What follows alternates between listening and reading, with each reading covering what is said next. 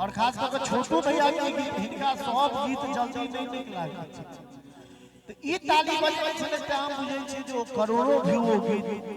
अपना में आइन ले आ गराजे ई गीत किनको लागे सके छी आहा सब प्रेम हमरा आहा न पूछै छी आहा सब प्रेम हमरा